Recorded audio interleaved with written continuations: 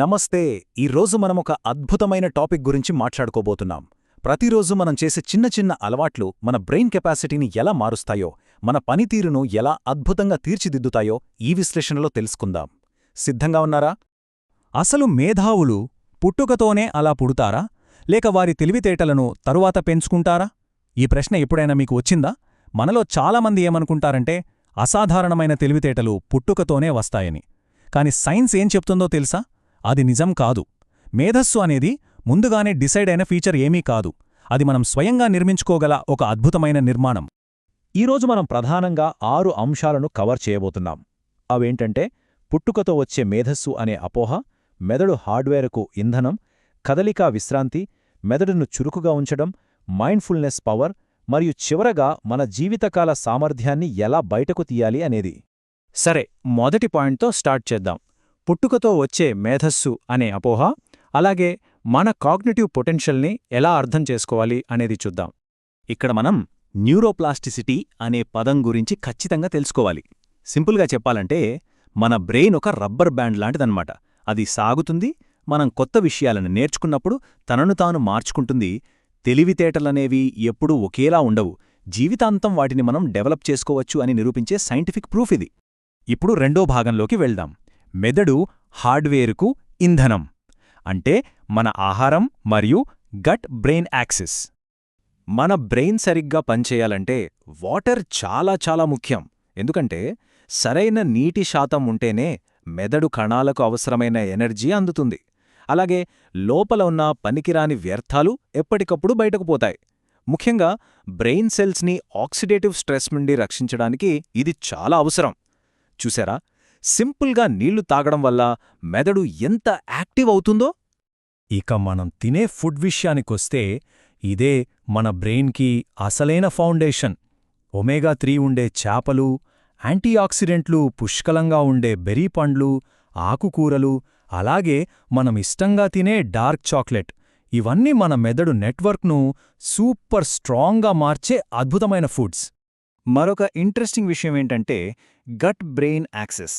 అంటే మన కడుపుకి మెదడుకి మధ్య ఒక డైరెక్ట్ లింక్ ఉందన్నమాట. మన జీర్ణ వ్యవస్థలో ఉండే మంచి బ్యాక్టీరియా మన మానసిక ఆరోగ్యాన్ని డైరెక్ట్గా ప్రభావితం చేస్తుంది. ఇది వాపును తగ్గించి బ్రెయిన్ చురుకుగా మారడానికి కావలసిన సెరోటోనిన్, డోపమైన్ లాంటి హ్యాపీ కెమికల్స్ని ప్రొడ్యూస్ చేస్తుంది. మూడవ విభాగం చూద్దాం.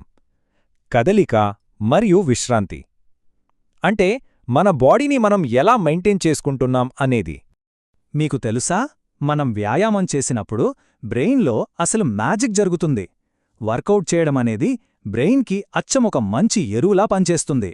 వ్యాయామం చేసినప్పుడు BDNF లాంటి గ్రోత్ ఫ్యాక్టర్స్ రిలీజ్ అవుతాయి. ఇవి ఏకంగా కొత్త మెదడు కణాలను పుట్టిస్తాయి.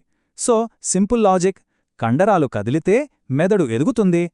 విశ్రాంతి విషయానికి వస్తే నిద్రలో 2 విభిన్నమైన దశలు ఉంటాయి.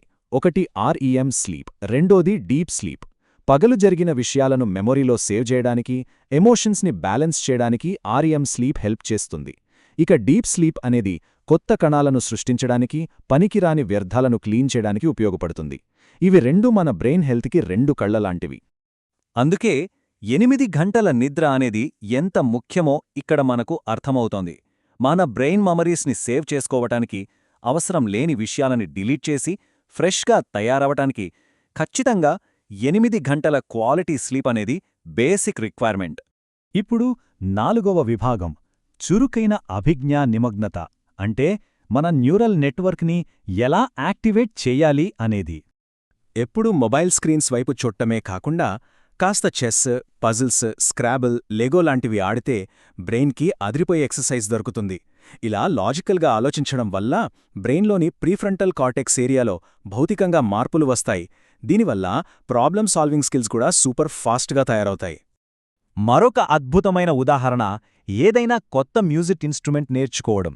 ఇది కొంచెం కష్టమే, కానీ ఇలా నేర్చుకుంటున్నప్పుడు మన మెదడులోని ఎడమ, కుడి 2 భాగాల మధ్య కమ్యూనికేషన్ పీక్స్కి వెళ్తుంది.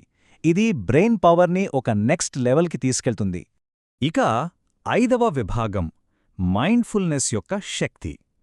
మన ఎమోషన్స్ని ఎలా బ్యాలెన్స్ చేసుకోవాలి అనేది ఇక్కడ చూద్దాం. రోజువారీ జీవితంలో కొద్దిసేపు ధ్యానం చేయడం వల్ల బ్రెయిన్లో ఆశ్చర్యపోయే మార్పులొస్తాయి. టెన్షన్, భయాన్ని పెంచే అమిగ్డాలా యాక్టివిటీని ఇది బాగా తగ్గిస్తుంది. అలానే బ్రెయిన్లో గ్రే మ్యాటర్ను పెంచుతుంది. అంటే మనసులో ఉన్న చెత్తను తుడిచేసి కొత్త విషయాలు నేర్చుకోవడానికి ఫుల్ స్పేస్ క్రియేట్ చేస్తుందన్నమాట. మనం ఎప్పుడూ పాజిటివ్గా ఉండటం అనేది కేవలం ఏదో మోటివేషనల్ కొటేషన్ కాదు సుమా, దీని వెనుక పక్కా సైన్స్ ఉంది. మనం ఆశావాదంతో ఉన్నప్పుడు బ్రెయిన్లో ఇన్ఫ్లమేషన్ తగ్గుతుంది.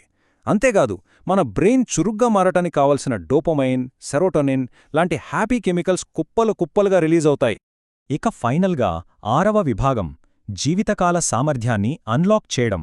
మన డైలీ హ్యాబిట్స్ అన్నీ కలిపితే వచ్చే రిజల్ట్ గురించి మాట్లాడుకుందాం. నిజం చెప్పాలంటే మన బ్రెయిన్ కెపాసిటీని పూర్తిగా అన్లాక్ చేయడమనేది ఏదో ఒక్క పని చేస్తే వచ్చేది కాదు. దానికి బ్యాలెన్స్డ్ ఫుడ్, కరెక్ట్గా నిద్రపోవటం, బ్రెయిన్కి సవాళ్లు విసరడం, అలాగే ఎమోషనల్గా స్ట్రాంగ్గా ఉండటం, ఇవన్నీ బ్యాలెన్స్డ్గా ఉండాలి. ఇవన్నీ కలిస్తేనే మన బ్రెయిన్ ఒక జీనియస్ లాగా పనిచేస్తుంది. ఇక్కడ ఈ ఒక్క వాక్యం చూస్తే మీకు మొత్తం మ్యాటర్ అర్థమైపోతోంది. మేధస్సు అనేది పుట్టుకతో వచ్చే లక్షణం కాదు, మనం రోజూ చేసే పనులు, మన నిరంతర సాధన వల్ల వచ్చే ఫలితం. అవును, అద్భుతమైన తెలివితేటలు ఎవరికీ లాటరీలా రావు. వాటిని మనం పక్కా ప్లానింగ్తో, క్రమశిక్షణతో పెంచుకోవచ్చు. సో ఫైనల్గా మీకు నాదొక ప్రశ్న. ఇప్పుడే, ఈ క్షణమే మీరు కొత్తగా ఏమైనా నేర్చుకోవడం ద్వారానో లేదా మంచి ఫుడ్ హ్యాబిట్ స్టార్ట్ చేయడం ద్వారానో మీ బ్రెయిన్లో ఎలాంటి కొత్త మార్గాలను నిర్మించబోతున్నారు? ఆలోచించండి. మీ బ్రెయిన్ యొక్క సూపర్ పవర్లా మార్చుకునే ఈ జర్నీ ఇప్పుడే స్టార్ట్ చేయండి. ఈ విశ్లేషణ మీకు ఉపయోగపడిందని ఆశిస్తున్నాను.